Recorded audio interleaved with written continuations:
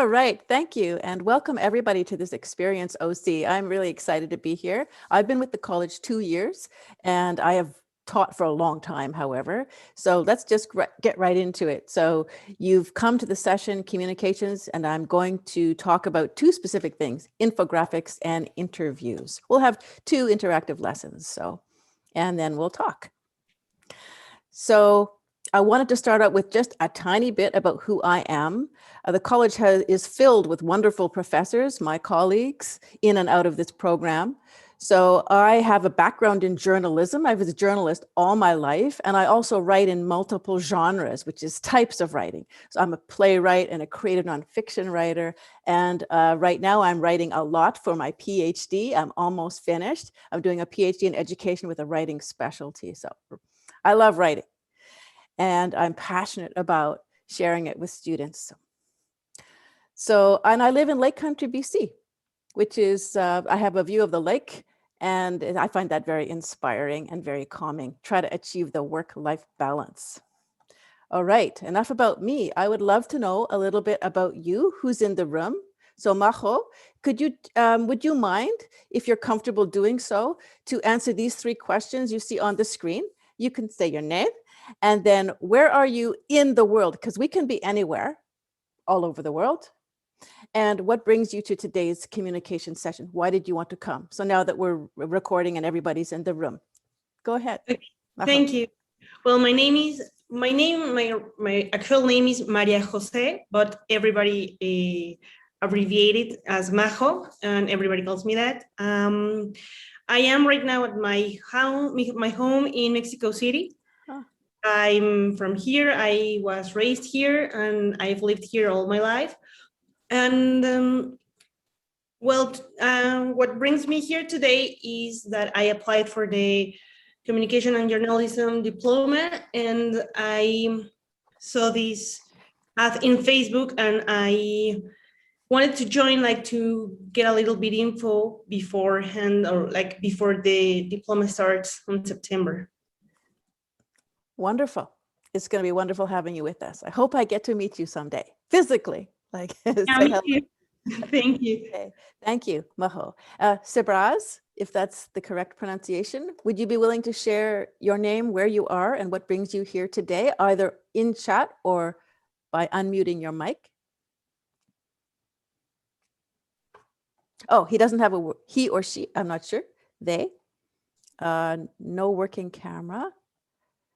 You're intending to apply for the communications degree, and your parents inform you. So that was from previous, I think, right? Oh, Cameron Brazo. Oh, I see. Cameron Brazo. Cameron, okay. And I'm currently living in West Kelowna, across the bridge, but I'm from Hinton, Alberta. Oh, really? I'm from Alberta. I know Hinton. I moved here from Edmonton, actually. Very cold Edmonton. It's warmer here. Not as warm as in Mexico. Yeah. Okay. All right then. Wonderful. So you're in West Kelowna. Great. And Christian, would you mind sharing that information if you're comfortable doing so? Your name, where you are, and what brings you here today?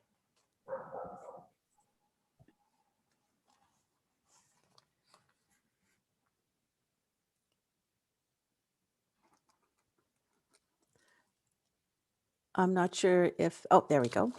My name is Christian Martin. I'm a grade 12 student in Vernon, and I'm looking to apply for my communications degree. Wonderful. We'll be delighted to have you. Personal interest too. What do you mean personal interest? I'd love to know more about that. Just a little bit more.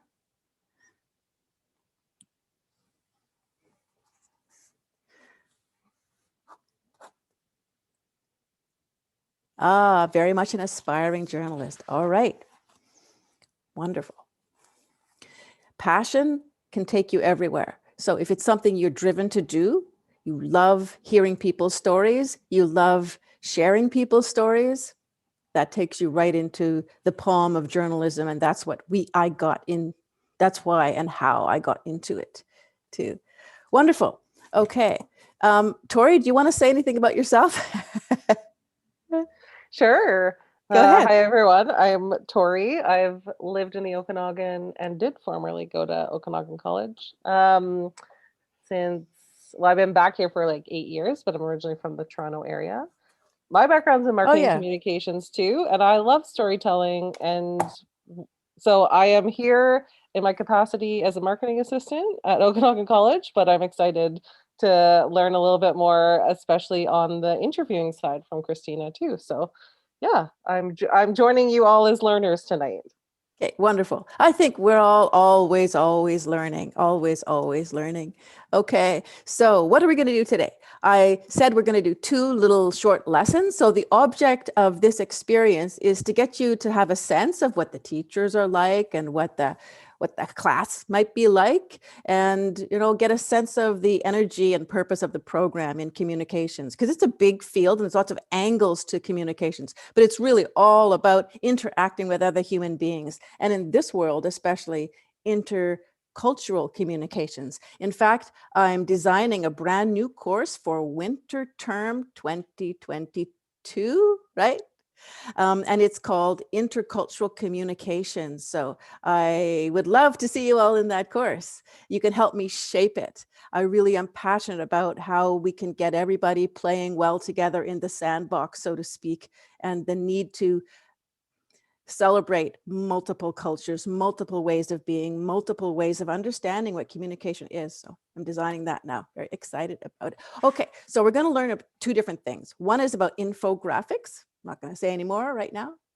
And then the second one is interviewing. So Tori said she's very interested in this, and we have journalists here. So talking with people and drawing out their stories is the core of journalism, no matter what the medium, whether you're writing for a newspaper or you're going to be putting it online. It's the same basic skill of interacting in that way. And then we'll have time for a few questions, I hope, and then how to find out more about your programs and that. Please, if at any time you want to say something, go ahead and chat, and Tori will manage that for me because I'll be probably occupied. I might miss one. And also you can put up your hand. Does everybody know how to do that? Tori, can you just remind everybody how to do that? So at the bottom of your Zoom screen, you'll see a little reactions button, and they actually recently moved the raise hand feature in there. So if you click on that, you could raise your hand. You can also put an emoji to express how you're feeling at the moment as well. So feel free to use those. Yeah, and use it all. I am a highly interactional person. I have a lot of energy in my class.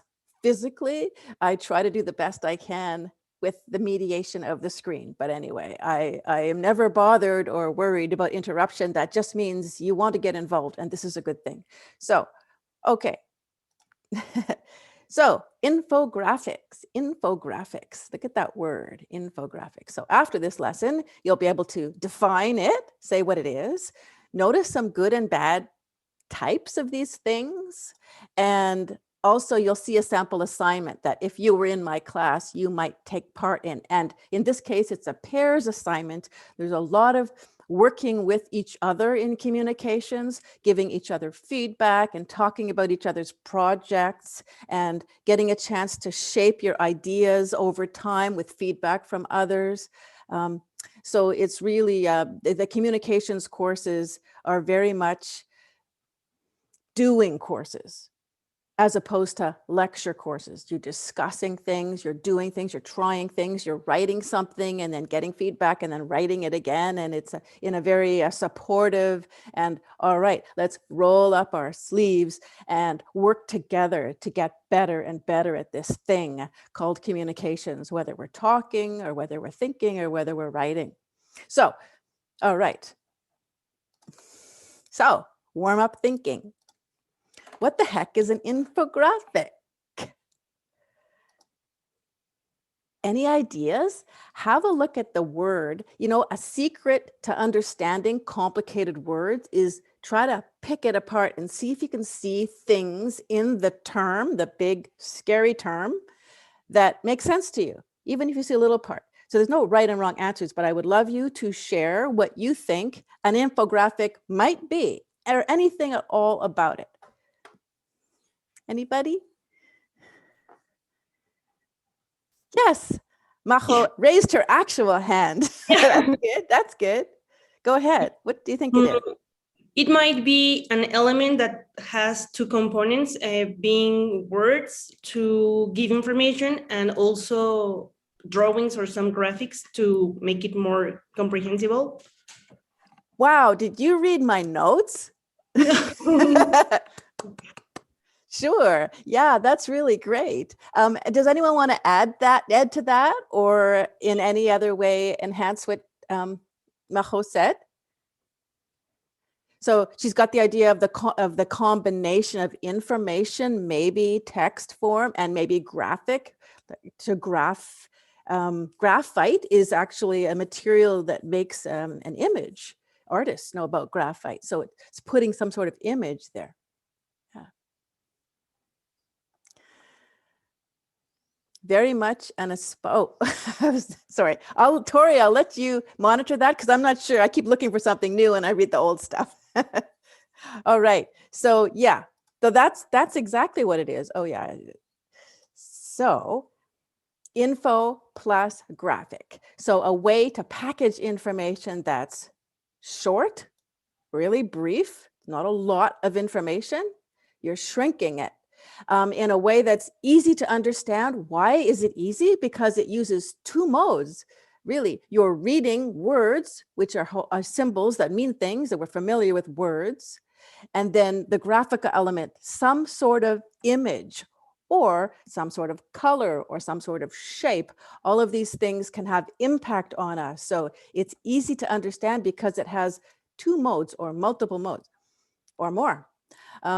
It's easy to remember. Why? Because it can make an impression through its color, through its energy, because it's a fast, tight package of data instead of, like a book or a whole story. It's easy to remember because it's impressive. It impresses us. It's engaging. So people who design infographics, this pictures and word things, are thinking of what will pull the watcher in or the viewer in, what will cause that biggest possible impact or that most pleasurable feeling or that most powerful effect. So engaging means, engines engage. One part of the engine engages with the other and then it moves around. See, that's what engagement means. And so if something engages with you, you feel involved in it. It's not just, on the surface and, oh, well, it passes by, you're not that interested and you're texting. No, if it engages you, hopefully I'm engaging you now with my body language and my voice and what I'm saying. So infographics aim to engage their readers fast and hold them long enough to get the data from the information that they're sharing in the infographic. We're going to see some right away. It also, these infographics as a way to communicate information gives relief from information overload. And we're all in information overload all the time now, aren't we? Because there's just so much data and so much stuff. So have a look at this. What's the difference between this, what I'm showing you on the screen now, you see this combination of we're seeing words, right? And this. Any thoughts from anyone on the difference between those two things? Anything that comes to you? Anything at all? The second one is easier to understand. Okay, Majo, can you tell me what makes it easier to understand for you? That it is showing with the lines, the parts of the computer, and it also has its name. And in the first one, it's just letters. And if you are telling someone that doesn't know, no one in this world wouldn't know what a computer is, but if there's someone that doesn't know, it would be hard for them to picture the image. Really nice points you've made, Majo. I heard you say the pattern of the brief word with the picture is somehow instantly impresses us. You mentioned the lines connecting, so you understand just where these parts are, like so fast and so easy. But if you look at these words, you could get all mixed up. Especially, I would say, and my specialty is working with students who come from different mother tongues, different mother languages. And for people for whom English is not their first language, I think the picture is even more valuable, because there's so much processing to do with the first one. So let's see, I'm I'm thinking. going to say, Christina, Cameron had a comment in the chat. Yeah. The Want to read it? The images make it easier for people to understand because they're actually looking at something instead of reading something about it. And Christina replies, yes. Absolutely.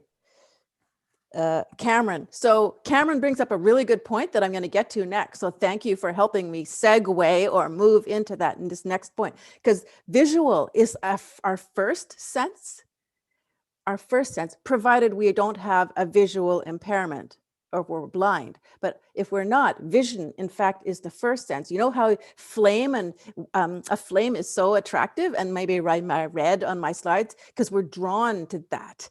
And so text is more work for the brain. And so, okay, so let's have a look. Some examples. Okay, I just want to look at these. They're kind of fun. You can say anything you want, but I'm just going to skip through because I have a few examples. Okay, so this is an infographic on the Beatles, very famous group. Who likes the Beatles? Put up your hand. Who can sing a song for us now by the Beatles? Oh, come on, Tori. I know you want to. Okay, so this is an infographic to quickly capture and show which Beatle was responsible for which songs. It's interesting. It's a little complicated, but it's interesting. It's an example of an infographic to try to capture a lot of data in a visual form. Here's another one. How are Canadians coping with the COVID-19 situation? So you could read a whole article on this, or you could quickly look at this. And of course, we're not saying that infographics have the same purpose as an article. No, articles give you depth and detail, and you can take your time with them to think more broadly about it, to think deeply, to come up with questions, to study, to cite. However, if you just want to, if the government is trying to tell you something quickly, perhaps, and this is the Canadian government, you could see at the bottom, putting this out, it made an infographic. Someone created this. This is a communication act. This is a communicator specialist who is building this thing. And they make all the decisions about the shape and what goes in and did the line across and how big and small to make different parts of it. There's a lot of decisions in this infographic, deciding what to keep and what to. Feel free to comment as we go. I'm just going to keep going through another few examples. Whoa, hockey, very Canadian, very Canadian. I grew up with Hockey Night in Canada on TV. I don't know, every Saturday. Tori was, I don't remember. I had two brothers. They loved hockey. I don't like hockey so much. I'm sorry, I just don't. But anyway, here is a infographic. We're the land of hockey because it gets cold a lot in Canada and we have ice and we all grew up skating. I grew up skating. Maybe some of you did. If you come to Canada, maybe you'll learn to skate. So this is a very quick infographic on which teams, and you would have to know the logos. There's the Toronto Maple Leafs and I don't know all of these. Oh, Edmonton Oilers, Calgary Flames. So you'd have to have some prior knowledge to understand this infographic, but it quickly shows you, where are the favorite teams in Canada. Here's an infographic, black and white. Might come with a bicycle that you're going to assemble yourself.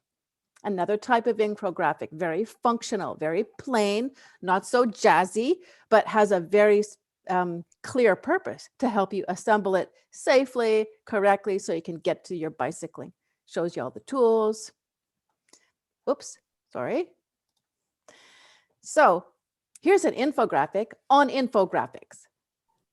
So at the top, it says an infographic is data, pile of Lego blocks, toys, sorted. Okay, so the writer or the producer of an infographic has a lot of data, things to say, and then they have to sort them. Okay, I've got this, and I've got this, and I've got this, and I've got this, and then they're going to arrange them. We'll put them in this order, and then they'll make a number of different choices about how to present them visually. Something's going to be bigger, something's going to be smaller, something will be in this color or that color, or something I will show graphically, and other things I'll show by text, or maybe I'll combine very few words with an image. There's a lot of decisions in an infographic.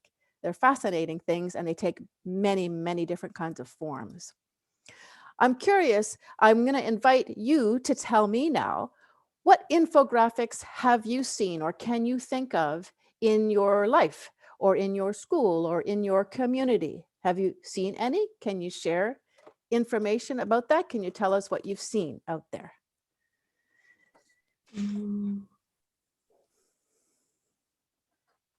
Maybe even around you. Maybe even on your wall. We can be flexible about how we interpret this. If it's something that has some sort of image and some sort of writing, then we could call this a type of infographic. Well, Cameron says on the chat, Oh. I've seen many, but the food pyramid is an example. So he's seen many, but I think I can't see his. The food pyramid that we always see. Yeah. Yeah, food pyramid. So the food pyramid, can you, so maybe I will because it's harder on chat. Food pyramid is this picture of a triangle where there's a, yeah. Well, it talks about the food groups, I think. Is that right, Tori?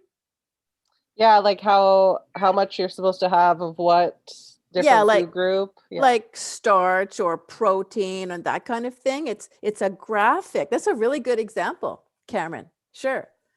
And then Christian has also mentioned the COVID statistics posters, which we're seeing obviously a lot of in the last year. Absolutely. Okay, great. Thank you for those ideas. Majo, I'm thinking the one behind you called Love. It's a very nice plaque on the wall. Oh, thank you. Well, yeah, I did it actually. You made it. Oh, how Yeah, nice. Yes. That's wonderful. Well, it looks like it could be called an infographic. It's got a word, and I'm not sure if there's any images. It's a plain, there's a color, right?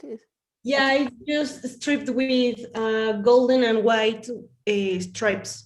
Gold and white. You see, colors can be meaningful for people. So we can call that a more simple, a more artistic infographic. So you have one right on your wall. Okay. Here's one too. So in Canada and around, we have Dairy Queen, DQ, Dairy Queen. It means ice cream. And I grew up saving my money to go to Dairy Queen on the weekend, bicycling. And here's infographic. Every time you order fast food, you'll see infographics, pictures of the items and a little bit of text. So there's very functional infographics. Somebody's designing those. They pay people to do this. So it's very much a communications job. I would like to share with you just a bit of theory about infographics. And this goes back to what Cameron said about how quickly, it's easier to understand. All of you have said it's easier to understand because it hits us visually. A picture is easier to process. Why is that? So look at this. Did you know that 50% of your brain is involved in visual processing? One way or another. Isn't that amazing? It's amazing to me. We don't think of this, but this is too much information to get into, but this is an image of the brain. And if you were to weigh it, half the brain is attuned to, has got its antenna out for visual processing. 70% of sensory processes are in the eyes. Amazing. And 1/10 of a second is all we need to get a sense of a visual scene. That's how quickly. Sometimes you say, love at first sight. Maybe it's kind of real, can be, because we can get a lot of information very quickly. Or we can sense someone, we see someone for 5 seconds and we say, oh, I trust this person. You get a sense. It's because our brain is doing so much work. It's devoted to understanding things visually. So yeah, I've got a timer there. It happens very, very fast. Also, statistics, research shows that people remember 80%, that's most of what they see and do. Only 20% of what they read in words, generally speaking, 10% of what they hear. So, and there was this very interesting study on understanding of labels of medicines. So they showed people 2 kinds of medicine bottles, and one just had words and the other had words and images, some pictures. So 70% could understand it when text only, but 95% text with images. That's how important graphical elements can be in communications. And now today, of course, we're talking about, you know, multimodal, and there's so many videos and that. So this is like moving pictures, so it can be even more powerful and even more attractive and even more resonating. To resonate means to move with, cause vibration, like a violin resonates after you play. Actually, it resonates for 3 days after. A fascinating statistic. But we are so highly attuned to visual. So let's have a look. I would like all of you to have a look at these infographics, and maybe they're not so good, or maybe there's some problems with them, or maybe they're great. You tell me. So I would love, by chat or just put up your hand, to share, give me some impressions of what you like or don't like about these. What about this one? Good, Tori, were you giving me a I was just gonna say, just so you know, we're just over halfway through. Okay, good. So let's just have a look 6:32. at these and we'll move on, because these are fun to analyze. For me, it's like a lot of information there, like with a lot of lines that you have to pay close attention to know where they are connecting to. Have to pay close attention, almost like, does it invite you to do that, Majo, or would you prefer not? No, I would prefer not. Okay, yeah. Any other thoughts? Cameron says, too many lines, too much info at once. Yeah, too much info at once. So this designer is making the fatal error of trying to cram too much in there. Is treating this infographic like an essay, or like a paper, or like something bigger. So we have to be very careful with that. Too many lines. Like if they couldn't discern like what parts are important and which ones are not that much. Exactly. You're talking about priority and privilege and hierarchy of ideas. Absolutely. Okay. And Cameron Oh. added, I think the brain likes to focus on something Oh. specific. And I agree, there's so much Absolutely. going on. Too much going on. And Christian also noted the arrows are confusing. The text is too small. I agree. And playing on some bubbles, it doesn't really pop out at you. Yeah, you don't know where to look. The brain likes to focus on something. Absolutely. We need to know what's more important. We can't make any judgments here. It just feels like a blah, like a paint splatter. Yeah. Okay. What about this one? No, this looks pretty good, but any comments on maybe some color or contrast, or is this the words? Does it sizes? Any thoughts? It looks better than the previous one, but like the boxes, the red boxes, it's not easy to read because of the color, like the contrast between the letter and the color of the background. Yeah, contrast is important, isn't it? Some dark and light. It's easiest, like I have white text on a black background. That's maximum contrast. If you have less contrast, it can be harder. Okay, we're just going to flip through the last couple, and then I'll show you the fast sample assignment, and we'll go on to the next topic. So what about this one? Problems? Is it good, bad, ugly? What? Can you tell what it is? Like a survey result? Yeah, so the subject is in the little fine little writing at the top. Almost looks like an afterthought, hey? But it doesn't tell you clearly, does it? Yeah. And also there's a problem with the size of the bubbles. Wait a minute. The bigger one, 74% is smaller than you see the problem? 25% is bigger bubble. It's messing with my head. So, And Cameron says people wouldn't know what those numbers represent at first glance. exactly, at first glance. Very good point, Cameron. First glance is everything with an infographic. You've got to say, oh, this is about this. I want to look at this for a few minutes, right? Very good point. Okay, we're going to have to move on, although we're having so much fun. Oh, look at this one. Ah. Yeah, this is a migraine headache. Yeah. Okay, so Tori, what's the best way to, let's move quickly through the slides, or because I don't want to give people headaches by moving through the slides that I'm not going to get to. But yeah, if you can either pause the screen or pause the screen. if you want to move through Pause them share. forwards slowly. Okay, so I'm pausing. Okay, I'm pausing now. So do you all, is it seem paused? Yep. Let me just zoom forward here. I'm going to go through some boring stuff. Not boring. It would have been really interesting. Okay. But we don't have time. So resume share. I just want to show you. Can you see it? Little Lego picture. So if you were my student and I was going to give you an assignment, follow this lesson. Of course, we would do more in the lesson. It's very short.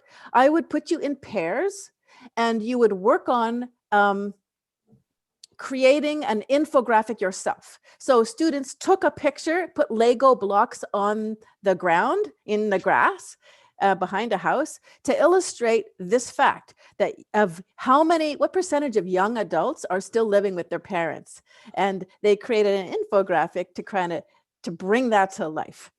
So they would choose a fact or something interesting they want to share, and then they would find a way to illustrate it, work on it together, and then they would bring this to class. We'll talk about it, their choices and what works and what doesn't work so well, and help each other understand more and more about how to do these things and what works and what doesn't. Any questions on infographics or comments, final comments before we move on into our next topic? No, it's really interesting, like, to compare both sides of the one that it was really cramped and the other one were like abstract or like easier to understand. Yeah, and it shows you, Majo, how intrinsically wired we are. So we don't have to be afraid of creating these, because we absolutely know what works and doesn't work. As long as we think about it and take some time to try it out and make drafts and then expose it to people and then get feedback. So infographics are very doable and a wonderful form of communication. Okay, we're going to move on. Interviewing, what Tori came for.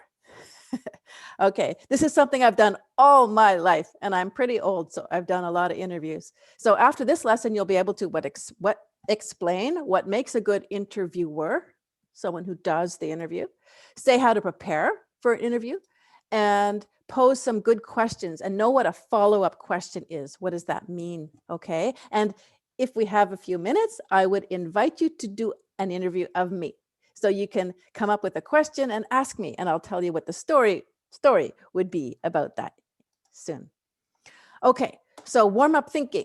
What is an interview? So I'm not trying to answer these questions specifically or one at a time. Just have a look at the questions and maybe share some of your thoughts. So what is an interview? Anyway, who does interviews? Lots of different purposes. Why do they do them? What makes an interview different from a conversation? Interesting thought, huh? And what makes a good interview or a bad interview? So I just gave you some questions to warm up with. Would anyone like to share a thought on any of that?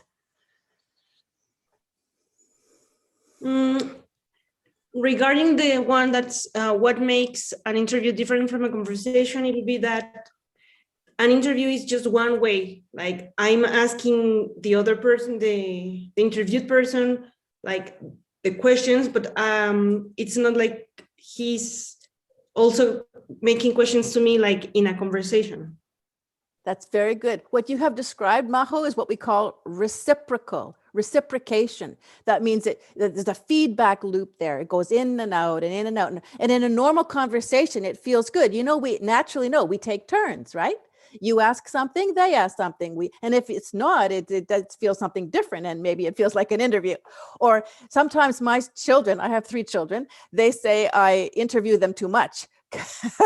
So I'm always asking them questions, and they would prefer me to not do that so much. So yeah, so that's a very good point. Any other thoughts about any of the questions on the screen? Christian has a comment. Interviewers are people who are professionals in their field and have better judgment than the interviewee. So that's a very good point, Christian, that they're often professionals in their fields. So in other words, they are asking questions of someone in order to do something professional with those answers. Maybe they're going to write a story, or maybe they're gathering data, or maybe they're going to be doing something with that. And so they've thought about it. It's a very good point. They've thought about that. It's not just quick 2 people meeting and you do an interview. No, you prepare for that. And everybody knows what they're going into for some purpose. Tori, you mentioned you were interested in interviews. Can you just paint a picture of how you would use interviews? Oh, well, I will tell everyone else. I mentioned it briefly to Christina, but I am going to be doing a podcast later this year. So I'm going to be interviewing people and having discussions with them. So that will be something. And I've written a bunch of press releases and things before where you ask people questions, but this is a little bit more in-depth and personal in the storytelling. So yeah. Wonderful. Wonderful. Congratulations on your project. Thank you. Wonderful. Any other thoughts on what would make a good interview and what would be a bad interview, like any aspect of that at all? Or what would be a bad interviewer, or yeah. Well, Christian says a good interview entails the interviewer asking questions that have a lot of depth and apply to the job. And Okay. Cameron says the purpose of the interview could also be very important. Yeah. How come I can't see the whole chat? Oh, I see. I can make the box bigger. Yeah, a good interview entails the interviewer asking questions, have a lot of depth and apply to the job. So yeah, depth, so not surface. So that would suggest that an interview isn't just small talk. You know, we call small talk. So how is it? What's the weather? Oh, that's nice. That is not what an interview is. Although it can start with small talk because we want to make our people feel comfortable. I always start with small talk, but it doesn't last more than a few minutes, or well, as it changes depending on how unrelaxed the interviewee is. But there is a purpose. There is a purpose. And so when Cameron says the purpose of the interview could also be very important, sure. Like, tell me how the vaccine rollout is going in Canada. There's a really, right? So interviews are for getting information so that other people can access that information. Someone is in charge of getting it from someone, and then we all learn and we all grow. Very important purposes. You know, billions of interviews are done for millions of purposes all over the world every day. Okay, key attributes of a good interviewer. Prepares well, always prepares well, takes a lot of time. That's the key. Makes the subject feel relaxed and respected. So this is a lot to do with your personality and your body language and your manner of speaking and whether you are nervous or not, because if you're nervous, they will be nervous, guaranteed.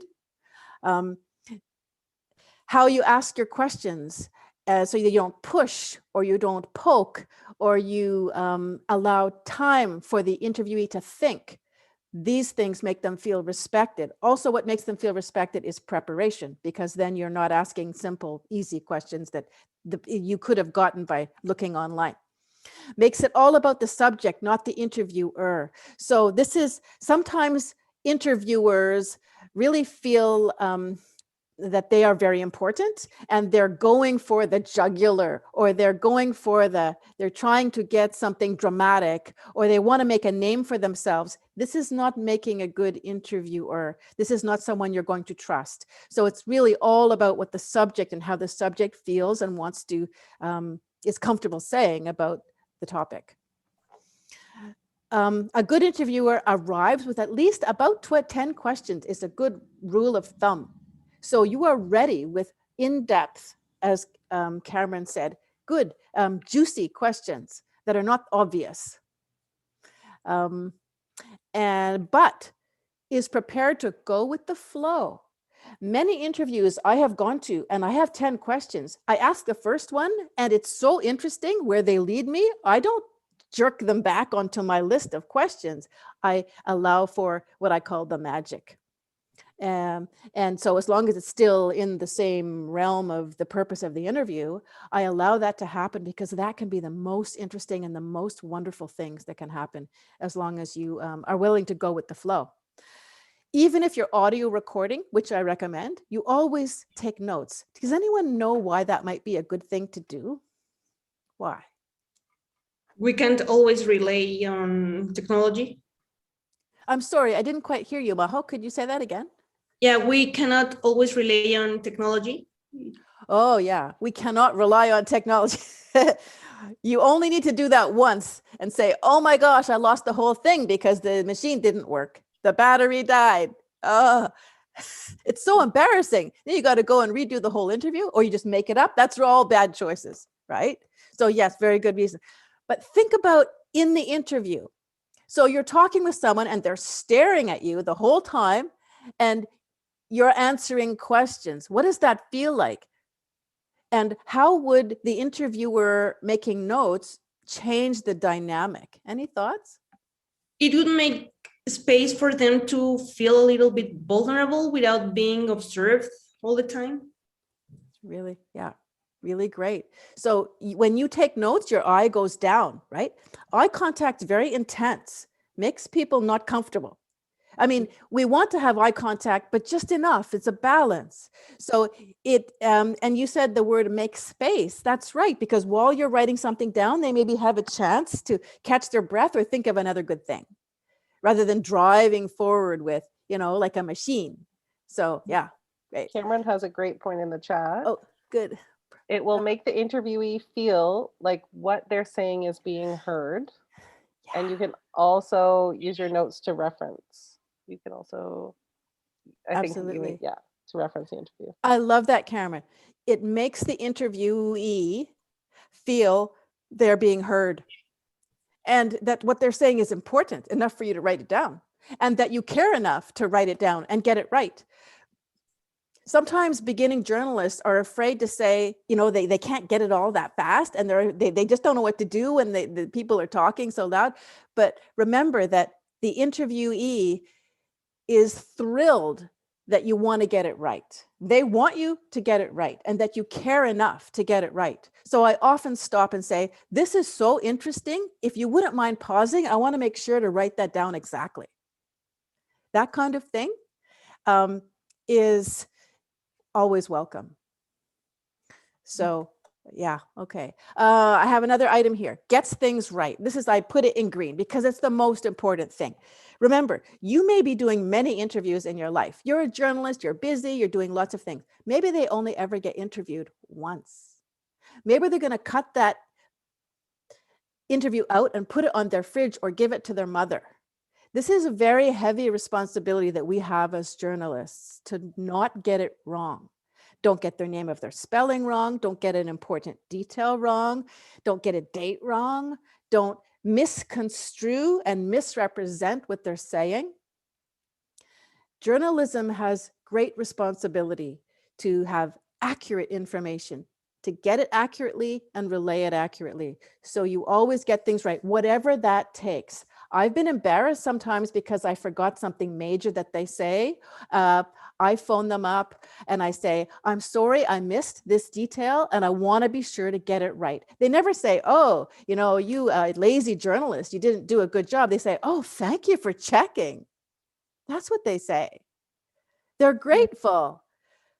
Wouldn't you be, that someone is honest enough? So always, always check, double check, triple check. I used to look up names. Names of spellings is the worst thing to get wrong.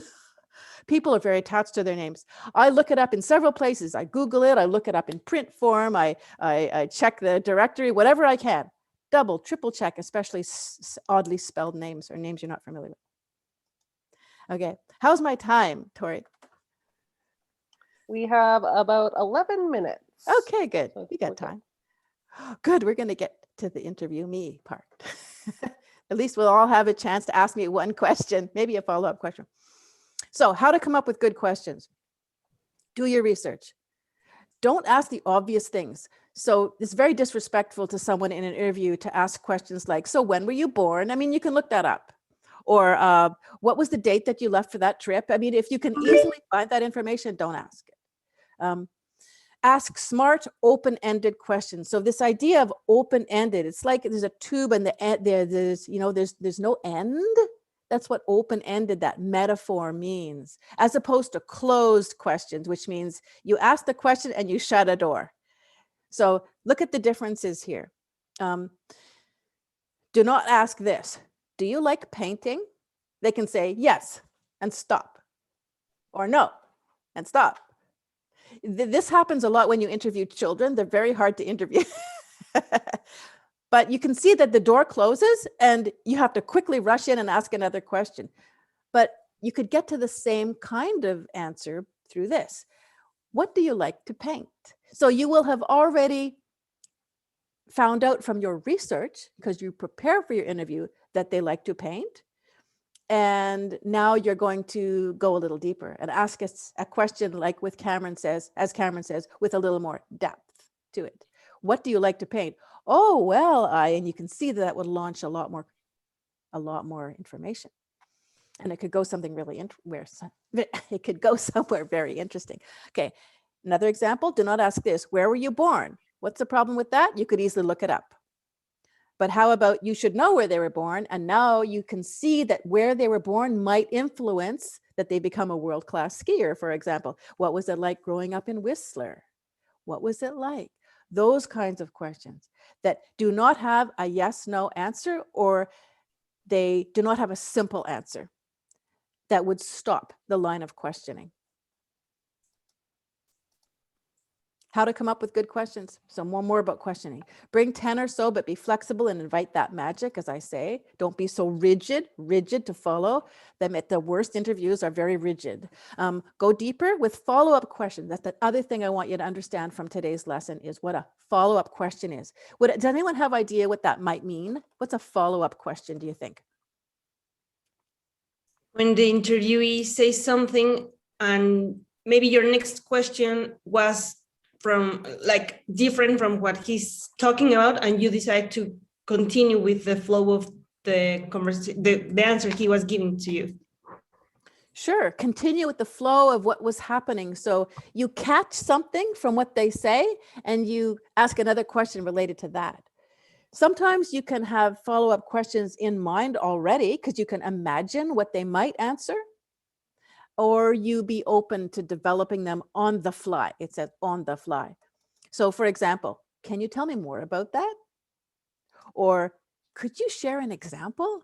That was such an interesting point. Could you share an example from your life? I ask these questions millions of times, probably almost millions, thousands anyway. Or they tell you a story, or they say something like, and so I decided to do X. I decided to go for it, or decided to take the chance, or I decided to make this decision. And rather than say, oh, that's nice, and go on to another question, you ask a follow-up question. And how did that turn out? How did that work for you? What happened next? See? So these follow-up questions are a little bit conversation-like, and they certainly show your interviewer that you are genuinely interested, and you're pulling more things out of the interviewee that maybe they didn't think about before the interview, but you are pulling out like a string, a very gentle, beautiful string, teasing out more and more. That gives you a richer story and allows them to tell more of their story. You are giving like a gift to the interviewee, saying, we are so interested. We want to hear more. Please tell us more, because we are enriched by this. We are learning from this. And so the interviewer has such a responsibility, but also is giving the interviewee a gift by allowing them to share what they have with the world. Another one? Oh. Sorry, go ahead, Majo. No, that idea is beautiful. Oh, yeah. And this is a very, very common one. You watch the news and someone's going to ask that question of someone tonight. It works. It's because it works. Sometimes my husband gets a little annoyed. Oh, they're always asking, how do you feel? And how do you feel? And how do you feel? So, but in fact, if you do it carefully and within the context of the whole package, it can feel just like just the right question at a moment. And so how did that make you feel? You won the prize. And then you go on a little bit. What are you going to do with that prize? What was it like in that moment? And we get to really share deep human experiences this way. And interviewing is not like two robots, is it? It's human beings, and human beings are going to watch this interview and learn from it and respond and have feelings as they're listening and watching or reading your interview. So feelings are a big deal. Feelings are a big part of things. We want to know how it felt, because if we can share a little bit of that feeling, then we can be in that experience and gain even more from this interview. Understand what it's like to be on top of a mountain. Understand what it's like to be gasping for breath with COVID. We've seen so many graphic images, so such great pain happening all over the world. By interviewers interviewing people who have suffered from COVID, and they are sharing their stories and they share how they felt. I couldn't do this and I felt like this. We change our behavior. Maybe we'll be more likely to get a vaccination. Maybe we'll be more likely to keep our social distance. We can change the world through interviews where it's all about feelings. Okay, interviewing, you do it. Okay, you practice, interview me. So here's a true story. We have a little time, Dory? Little time? Okay, so you're all gonna get ready to ask me at least one good question and maybe generate a follow-up question, okay? So this actually happened. I won, I really did happen. All I'm gonna tell you is this, though. I'm not gonna tell you any more. That's all you heard, and you're gonna go interview me for a story in your local paper. So I won a $12,000 writing prize for a creative nonfiction story. I had to choose where to go, and it had to be off continent because the donor of this prize believed in world travel. I have returned from the trip. Okay, so everybody just take a minute, maybe jot down a couple of questions that you might want to ask me. Okay, so I'll just wait. You're interviewing me. You have to write a story for your local paper. And ask me any questions that you like that you don't already know. So don't ask, how much did you win? Cameron's already on it and has popped some questions in the chat for you. Okay, well, let's just wait in silence just for a minute. Let everybody do their thinking, and then I'd be happy to we can pretend it's a media scrum and everybody can ask me questions. You too, Tori, you're playing?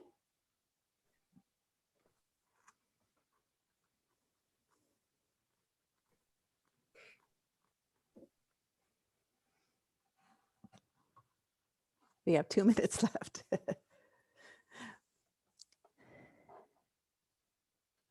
Okay, does everybody have at least one question in mind? Yeah. So if we were in class, I can see the list of students' names and we just go one by one to try to keep it, but with such a small group. So anyone who would like to ask me a question, why don't you just put up your hand? Just pretend you're actually in a media room and I'm here. Okay, it's a group interview. So who's putting up their hand? I can't tell. Who's the brave journalist who's going to ask me a first question?